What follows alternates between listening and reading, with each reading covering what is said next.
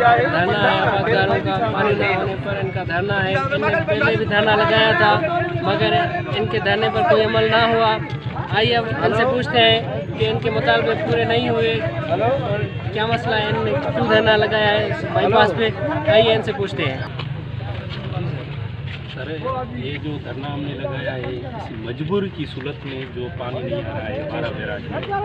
पहले 4-5 दिन पहले इंजीनियर आया था इधर, उसी ने साइन करके दिए भाई मैं 7 फुट ये रेगुलेटर हाकिम शाह रेगुलेटर है वो 7 फुट करूँगा। लेकिन 2 दिन के जो पानी आया तकरीबन 1.5 फुट या 3 फुट 2 फुट था।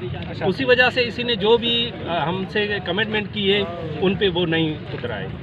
हम उत्तर तक धरना नहीं उठाएंगे जब तक चीफ इंजीनियर आएंगे। अच्छा, पहले जो इंजीनियर आया था उसने पेपर पर साइन भी की थी, उसने कहा था कि 7 फुट हम आपको पानी देंगे 12 बैराज में, तो क्या उस पर अमल नहीं हुआ? अमल नहीं हुआ, कुछ भी नहीं हुआ है। जी अब आपके मुतालबे क्या है? अभी मुतालबा चीफ इंजीनियर है, इंजीनियर से बात करनी। सर इनसे पूछते हैं जो यहाँ पर मुसाफिर खड़े हैं, इनको तकलीफ़ है, यहाँ आबादगारों का धरना है। आइए इनसे पूछते हैं। जी सर। भाई बात ये है कि इन लोगों ने मुसीबत कर रखी है, आए दिन रोड पे खड़े हो जाते हैं, पुलिस इंतजामिया कोई FIR वगैरह कोई नहीं, इनके खिलाफ कोई एक्शन नहीं है। यहाँ हज़ारों की तादाद में लोग जमा हो गए हैं, यहाँ पेशेंट है, कोई इमरजेंसी है, किसी को कोर्ट पहुँचना है, किसी को आज़ार, यूँ समझे कि मुसीबत कर रखी है। अपने आबादगारों के धरने के हवाले से उनके व्यूज़ सुने और जो मुसाफिर यहाँ से आने जाने वाले परेशान हो रहे हैं उनके भी अपने व्यूज़ सुने।